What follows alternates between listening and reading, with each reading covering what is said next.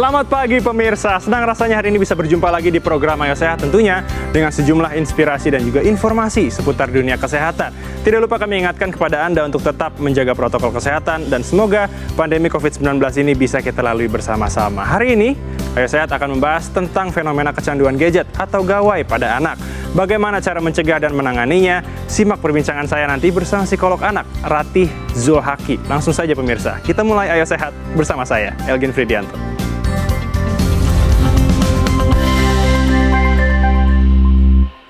Pemirsa, kemajuan teknologi saat ini merupakan suatu hal yang sulit untuk kita hindari. Seperti halnya gawai yang setiap saat kita gunakan. Apabila diperuntukkan untuk hal yang tepat, maka teknologi ini akan sangat mempermudah aktivitas kita. Namun tidak sedikit pula kemajuan teknologi seperti gawai ini menjadi alat yang membuat seseorang menjadi ketergantungan. Lalu bagaimana cara anak kita dapat terhindar dari ketergantungan akan gawai? Berikut informasinya untuk Anda.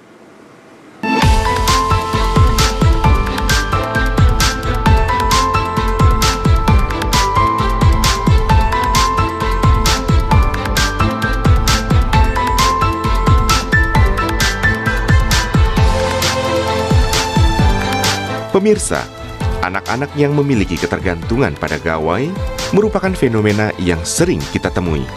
Dari banyaknya kasus ketergantungan anak terhadap gawai ini, sepatutnya orang tua dapat membentengi diri anak-anak sedari dini. Walau awalnya tanpa disadari, namun lambat laun, ketergantungan anak terhadap gawai akan menjadi hal yang tidak dapat disepelekan. Karena hal tersebut dapat mempengaruhi tumbuh kembang anak, terutama pada masa sekolah.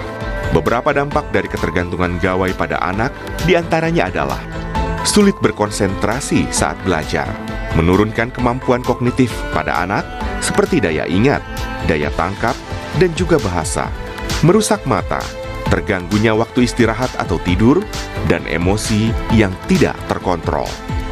Untuk menghindari hal ini terjadi, sudah sepatutnya para orang tua dapat mengantisipasi hal ini terjadi. Lalu bagaimana cara mengantisipasi agar anak-anak terhindar dari ketergantungan pada gawai? Temukan jawabannya di Ayo Sehat. Pemirsa, untuk membahas kecanduan terhadap gawai sudah hadir bersama saya psikolog anak, Mbak Ratih Zulhaki. Selamat pagi Mbak Ratih. Selamat pagi Mas El. Bagaimana kabarnya Mbak? Alhamdulillah sehat. Alhamdulillah sehat. Nah pemirsa, perlu menjadi informasi bahwa Mbak Ratih dan juga seluruh kru yang bertugas di pagi hari ini sudah menjalankan protokol kesehatan yang ketat dan juga sudah melakukan tes terhadap COVID-19. Nah Mbak Ratih, kita langsung ke tema saja. Sebenarnya definisi kecanduan gawai dalam sisi kejiwaan itu seperti apa? Jadi dikatakan anak mengalami kecanduan terhadap gawai atau screen time adalah ketika misalnya yang pertama nih. Jadi ada beberapa ciri-cirinya kan. Yang pertama adalah ketika gawai itu diambil, anak sontak akan tantrum atau marah. Setelah itu adalah ketika misalnya secara durasi waktu itu sangat berlebihan. Sampai nggak bisa tidur, kemudian dia justru tidak punya minat untuk melakukan aktivitas lain, seperti itu. Dan sehingga mengganggu fungsi hidup sehari-hari. Oh, begitu. Nah, kalau bicara soal rata-rata usia yang ditemukan kecanduan gawai ini, mungkin dari pasiennya Mbak Ratih sendiri rata-rata usia berapa sih? Beragam. Dan bisa dari anak usia 2 tahun, 1 tahun, sampai ke usia remaja. Tapi memang mostly biasanya kecanduan yang sudah sangat parah itu ada di usia remaja. Di usia remaja. Betul. Itu rentan umurnya dari remaja itu sudah kalau masuk secara 11-an ya? Iya, 10 tahun sampai sekitar usia 24 tahun ya kalau secara teori. Lumayan ya ternyata ya. Panjang, rentang usianya panjang. Nah, kalau ini kan sekarang bicara kita di tengah pandemi nih, Betul. Mbak Ratih.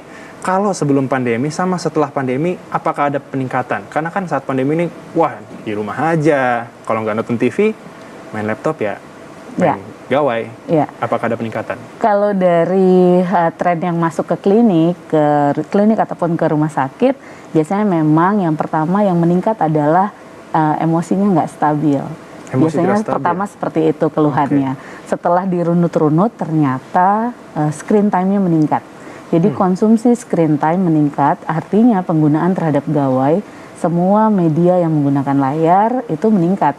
Sehingga akhirnya anak kan kekurangan kesempatan untuk melakukan aktivitas lain. Betul. Dan mereka tidak ada alternatif aktivitas lain. Akhirnya lari ke screen time tadi, seperti itu. Sehingga akhirnya case yang masuk ya Kalau dikatakan Meningkat meningkat, cukup meningkat.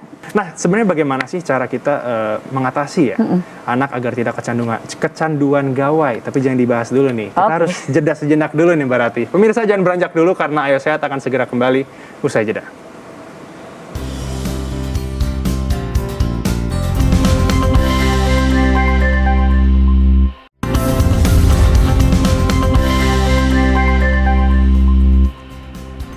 Pemirsa, terima kasih masih menyaksikan program Ayo Sehat. Tentunya masih bersama dengan Mbak Ratih sebagai psikolog anak. Nah, Mbak, sebenarnya mungkin kita bicara baiknya anak pada usia berapa sudah boleh dikenalkan terhadap gadget?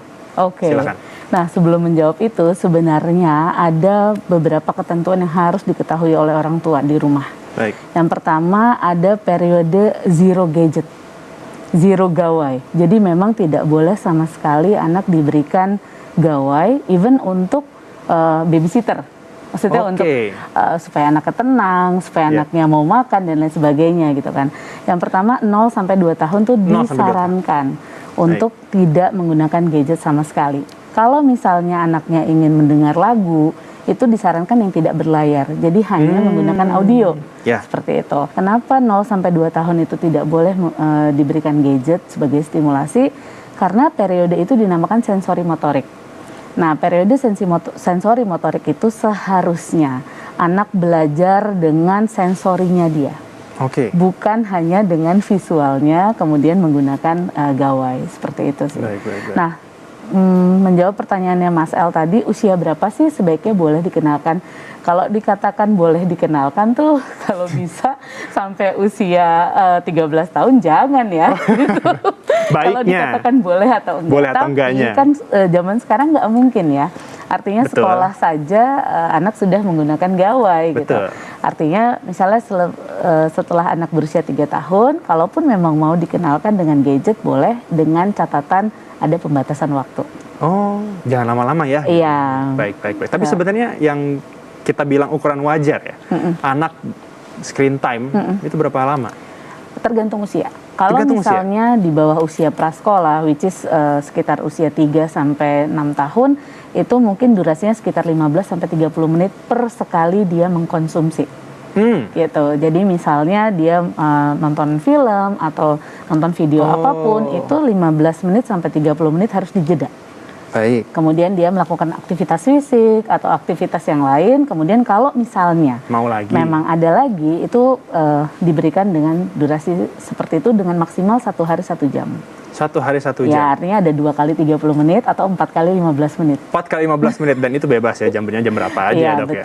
Oke, baik. Nah, di tengah masa pandemi ini, bagaimana sih cara orang tua bisa mensiasati ya, tentunya untuk anak agar tidak terlalu kecanduan gawai? Karena banyak banget nih berita-berita mungkin diambil marah tantrum seperti tadi kata Mbak Rati. Bagaimana? Sebenarnya yang paling terpenting tuh niat ya.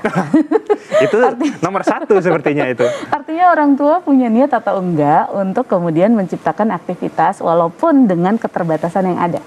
Limitasi atau keterbatasan itu justru biasanya membuat orang-orang menjadi kreatif ya. Seharusnya ya Mas seharusnya, El. Betul. Nah, tapi biasanya kalau memang lingkupnya adalah di rumah, sebisa mungkin orang tua tetap menciptakan aktivitas, misalnya untuk aktivitas motorik halus, terutama anak-anak usia prasekolah ya. Karena kalau anak usia prasekolah, mereka hanya terpapar atau distimulasi menggunakan gawai, nantinya jadi tidak mengembangkan aspek yang lain. Atau aktivitas baca buku, game board, terus kemudian mungkin menggunting. Aktivitas di luar mungkin ya? Ya, seperti itu. Nah, kalau anak-anak yang sudah lebih besar, tentunya challenge orang tua makin tinggi. Mungkin tingkat keragaman aktivitasnya bisa disesuaikan dengan hobi.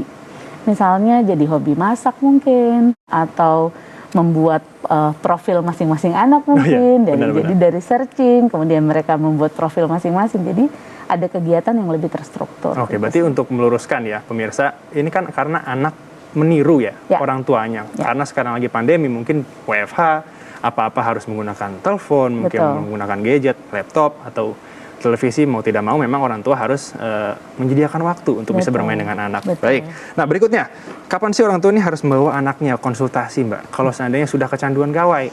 Oke, ini pertanyaan sebenarnya artinya nggak semua orang tua bisa punya batasan yang sama ya. Berbeda-beda. Ketika orang tua merasa sudah nggak bisa lagi menangani. Sudah butuh Setelah bantuan. 1001 cara dicoba, kemudian tidak ada hasil yang efektif dan mungkin akhirnya membawa dampak yang cukup negatif ke anak. Misalnya mulai punya keluhan mata, terus tidurnya mulai nggak teratur. Betul. Karena kan ada jam-jam tidur yang harus dijaga nih sama orang tua. Benar, 8 jam sehari. Kalau anak usia prasekolah itu bisa sampai 12 jam. Sampai 12 jam bahkan. Oke. Baik. Artinya itu. Nah, tapi sebenarnya memang harusnya orang tua mulai aware, jangan menunggu sampai anaknya kecanduan. Harus dibuat habituasi atau pembiasaan yang baru. Gitu. Baik. Nah, bicara mengenai dampak negatif yang ditimbulkan karena kecanduan gadget, Ya. kira-kira ada nggak sih Mbak? Kayak mungkin pertumbuhannya, kehidupan sosial apalagi kan? Oke, kalau secara fisik kita mungkin bedahnya per aspek ya. Ya. Kalau secara fisik bisa jadi kalau anaknya tidak banyak bergerak, otomatis otot besar dan otot kecilnya tidak terlatih ya. Ya. Artinya dari situ mereka kekurangan bergerak. Dan biasanya bergerak itu kan kaitannya sama otak. Jadi mungkin nanti akan ada pertumbuhan berat badan yang tidak seimbang, kemudian nafsu makan berkurang gara-gara semua perhatiannya masuknya ke gawai. Oke. Nah, kalau secara kognitif atau aspek-aspek di dalam pemikiran, biasanya yang paling kena itu adalah konsentrasi. Terganggu, Iya, betul. konsentrasi terganggu, mulai males ngerjain tugas, bahkan mungkin mau skip sekolah, yang seperti itu. Nah, kalau secara emosi, biasanya memang ketidakstabilan secara emosi itu akan mempengaruhi gitu. Nah, yang paling terpenting sosial sih. Iya. Akhirnya harus mereka bersosialisasi. menjadi individu yang sangat rendah secara interaksi sosial. Nah, pemirsa, tim Ayo Sehat sudah mengumpulkan pertanyaan Oke. Mbak Rati dari netizen. Ya. Yang pertama, saya akan bacakan ya Mbak Boleh. ya.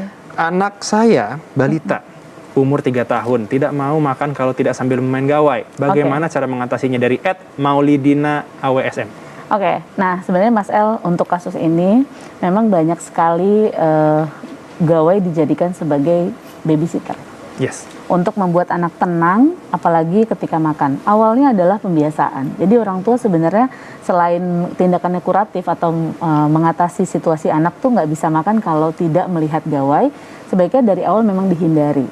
Jangan dikenalkan dulu Betul. ya. Baik. Tapi kalau misalnya sudah masuk ke dalam fase kecanduan ketika makan harus ada itu, mau nggak mau memang diambil. Anaknya tantrum pasti, anaknya marah pasti, atau bahkan mungkin tidak mau makan. Tapi disitulah pelajaran makan itu dimulai. Bahwa seharusnya makan itu dilakukan secara sadar dan dengan sukacita ya, gitu. Betul. Seperti itu. Jangan malah ada yang lain yang menemani Betul, mungkin. betul. Baik. Nah, berikutnya Mbak Rati. Ini dari @ila543_. Anak saya mengalami telat berbicara. Apakah ada hubungannya dengan keseringan bermain gawai? Nah, ini bicara soal dampak negatif tadi. Iya. Ini juga menjadi salah satu hal yang menjadi efek. Gitu. Banyak beberapa kasus yang masuk ke ruang konsultasi awalnya adalah telat bicara, setelah dilihat ternyata dia memang kemampuan bicaranya tidak optimal karena tidak terbiasa berkomunikasi dua arah atau resiprokal. Jadi kalau dengan gadget atau gawai itu komunikasinya adalah satu arah sifatnya. Benar. Dan anak tidak terbiasa berekspresi. Karena kemampuan bicara itu kan ada dua. Ada bahasa reseptif, ada bahasa ekspresif. Baik. Nah, biasanya yang paling kena itu adalah di bahasa ekspresifnya. Jadi ketika dia mau mengucapkan sesuatu tuh nggak mau. Maunya nangis-nangis aja, berharap orang lain akan paham dengan apa yang dia katakan. Nah, bahasa reseptifnya atau bahasa memahami sesuatu, misalnya mau apa tinggal tunjuk yang seperti itu. Biasanya berkembangnya hanya di reseptif. Akhirnya ekspresifnya, gini-gini aja gitu ya, Mbak? iya, betul. Jadi memang ada kaitannya. Ada kaitannya. Oke, baik. Nah, berikutnya pertanyaan dari netizen ini ada dari @gilang_raden_10. Anak selalu menangis dan banting-banting barang ketika tidak diperbolehkan bermain gawai. Bagaimana tanggapannya Mbak? Dan apa yang harus saya lakukan sebagai orang tua? Nah, Oke. silakan. Ketika dia sudah masuk ke dalam fase kecanduan, dia akan protes nih kalau diambil. Nah, periode itu biasanya namanya tantrum. Nah, tantrum itu harus dihadapi dengan tenang jiwa. Itu yang pertama. Baik. Karena kalau tantrum dihadapi dengan tantrum, Pasti akan double tantrum. akan double tantrum. Nggak ketemu. Jadi orang tua itu harus menjalankan 3T. Kita sebutnya 3T. Terima, tunda, terus kemudian temani. Terima, tunda, dan temani. Terima itu adalah terima dulu perasaannya. Oke, aku lihat kamu kesel banget ya, handphonenya diambil, atau gadgetnya diambil, seperti itu. Tapi kalau kamu masih mau nangis, nggak apa-apa. Gitu. Jadi kita terima dulu perasaan negatifnya dia. Setelah itu kita coba temani dia ketika dia lagi tantrum, jangan ditinggalin. Tapi dibiarkan menangis, Iya, tidak nangis apa-apa, itu tapi kan kita temenin. ekspresi emosi. Tapi kita Gitu. temenin tetap ya, Mai? Iya, tapi wajahnya nggak boleh galak ya. Iya. Gitu. Baik. Kemudian pada saat anak sedang tidak stabil secara emosi, kita tunda dulu nasehatin. Hmm, Biasanya nih kecenderungan orang tua adalah, jangan. ya, gini, kan mama udah bilang, Oh, kalau nangis-nangis main handphone, besok-besok nggak usah main handphone lagi deh. Nah itu tunda dulu tuh. ya tunda dulu. Baik. Sampai anaknya tenang, sampai kemudian anaknya bisa cukup stabil, udah minum, udah makan, baru diajak ngobrol. Tunggu sampai Dievaluasi. dia bisa.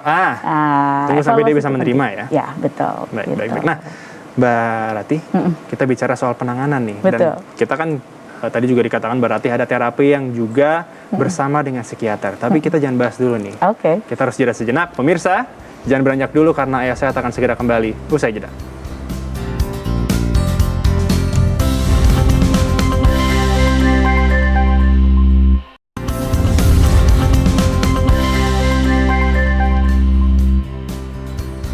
Anda masih menyaksikan program Ayo Sehat Pemirsa. Mbak Rati, menyambung perbincangan kita sebelum jeda tadi. Sebenarnya bagaimana sih cara mungkin penanganan atau terapi? Bisa dijelaskan, Mbak? Oke, nah penanganan ini berarti kan anaknya sudah mengalami satu kondisi di mana dia nggak bisa lepas dari gawai. Artinya harus secara komprehensif. Yang pertama memang orang tua boleh dicoba dulu nih menangani di rumah dengan memperbaiki sistem yang ada di rumah. Baik. Kenapa anak bisa sampai kecanduan? Yang pasti yang pertama mungkin orang tua tidak menjadi supervisor gitu. Ya. Artinya ketika anak diberikan gadget dan anak itu di bawah usia 13 tahun, harusnya orang tua masih harus banyak ada yang namanya pengaruh ya ke anak gitu. Melihat Kayak kapan lagi dia nonton apa sih? Betul. Kemudian kapan waktunya, buat kesepakatan seperti apa dan kapan dia harus lepas dari itu. Atau misalnya prioritas, apa dulu yang harus dikerjakan, baru kemudian dia menggunakan gawainya untuk entertain gitu kan, untuk having fun seperti itu. Baik. Karena kan sekarang sekolahnya adalah menggunakan gawai juga. Betul. Jadi anggapan anak adalah aku ngerjain tugas. Padahal layar sebelahnya adalah games gitu. Ya. Itu yang terjadi Itu di yang beberapa terjadi. klienku gitu. Tidak bisa dipungkiri lagi pemirsa itu Tidak ya. bisa dipungkiri. Nah, penanganannya kalau di rumah ya tadi memperbaiki sistem. Mencoba ngobrol sama anaknya kalau memang anaknya sudah besar. Tapi kalau anaknya masih kecil, mau tidak mau harus sistem grounded. Artinya dilepaskan dulu dari ketergantungan terhadap gadget.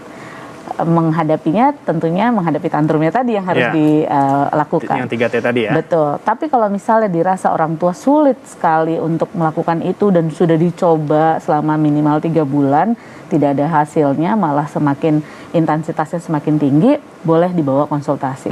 Kemudian nanti biasanya penanganannya ya tadi, saya coba lihat dulu, kalau ternyata memang anaknya cukup bisa diberikan psikoterapi, kita akan berikan psikoterapi untuk kemudian diubah reframing cara berpikirnya terhadap gadget. Jadi sifatnya adalah kognitif ya, kognitif behavior therapy.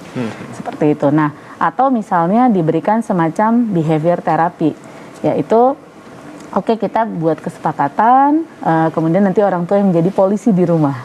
Baik. Gitu, untuk membantu terlaksananya si treatment ini. Atau beberapa juga biasanya memang perlu dirujuk ke psikiater untuk kemudian diberikan terapi obat atau farmakoterapi untuk case-case tertentu. Case tertentu. Tapi kalau untuk terapi tadi, apakah setiap umur yang kecanduan gawai ini sama? Enggak.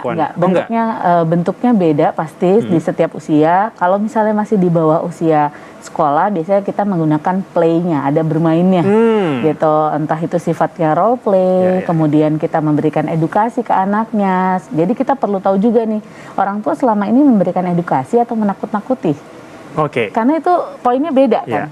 Jadi kalau edukasi itu kita membuka pikirannya anak, mindsetnya itu kita kembangkan bahwa oke, ternyata selain main gawai, kamu bisa loh melakukan aktivitas lain supaya kamu lebih happy, misalnya seperti itu. Oke, baik. Nah, tapi kalau misalnya sudah besar, biasanya kita memang fokus ke bagaimana reframing cara berpikir terhadap si penggunaan gadget. Terakhir, Mbak Rati, bisa diberikan kepada pemirsa mungkin himbauan Oke. untuk pemirsa, untuk orang tua, tentunya untuk orang tua agar anak ini terhindar ya dari kecanduan gawai. Silakan Mbak Rati. Oke, yang pertama pasti preventif ya, tindakan pencegahan. Artinya dari awal orang tua mesti mengedukasi diri mereka.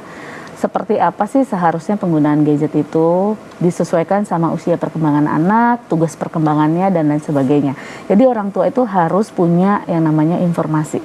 Oke. Harus belajar kalau nggak tahu gitu. Jadi jangan hanya belajar dari media sosial misalnya seperti itu. Betul. Harus punya tuh tataran, oh ya usia sekian anak saya bolehnya berapa jam ya, seperti itu. Itu Mungkin yang kalau bisa pertama. tadi kata Mbak Rati, Iya. umur sampai 13 tahun jangan dulu deh. Ya, kepemilikan gadget Kepemilikan ya. gadgetnya jangan dulu deh, pinjem aja. Betul, betul. Terus yang kemudian yang kedua juga kalau misalnya anaknya sudah mulai dikenalkan, ya ada yang namanya supervisi. Kita tidak boleh melepaskan gitu saja ketika anak menggunakan gawai. Mereka secara sistem kontrol diri memang belum terlalu baik. Oke. Jadi kebayang dong kalau misalnya anak kita kontrol dirinya belum baik, kemudian mereka menggunakan gawai tanpa adanya supervisi ya, atau pengawasan. Jadi akhirnya kebablasan seperti itu. Nah, ketika anak sudah masuk ke dalam fase kecanduan, berarti yang perlu dilakukan adalah yang pertama orang tua melakukan semacam kerjasama sama anak. Kita bilang sama anak, oke, kamu sudah masuk ke dalam fase kecanduan nih. Jadi sekarang rencana kita gimana? Kamu merasa perlu nggak melepaskan diri dari kecanduan ini? Gitu. Karena misalnya kita sebutkan kalau misalnya mama lihat kamu sering tidur malam, jadinya suka emosi, nggak fokus dan lain sebagainya. Mungkin gitu. suka sakit ya. Betul. Nah itu kan perlu ada komunikasi. Ya? Betul. Nah, artinya orang tua juga perlu belajar tentang bagaimana berkomunikasi dengan anak. Oke. Jadi bukan hanya marah-marah atau melarang, kemudian berkomunikasi secara efektif. Oke, baik. Terima kasih Mbak Rati untuk informasinya. Sama-sama. Dan semoga seluruh informasi ini bermanfaat, apalagi untuk orang tua yang mungkin sekarang kesulitan ya untuk melepaskan kecanduan gawai dari anaknya. Usai sudah 30 menit, saya dan juga Mbak Rati menemani pemirsa Ayo Sehat di program Ayo Sehat edisi kali ini. Tetap saksikan program Ayo Sehat setiap hari Senin hingga hari Jumat pukul 10.30 waktu Indonesia bagian Barat, hanya di Kompas TV, independen, terpercaya. Saya Algin Fridianto bersama dengan Mbak Rati, pamit undur diri. Ingat, tetap patuhi protokol kesehatan, menjaga jarak, mencuci tangan, dan juga menggunakan masker. Sampai jumpa.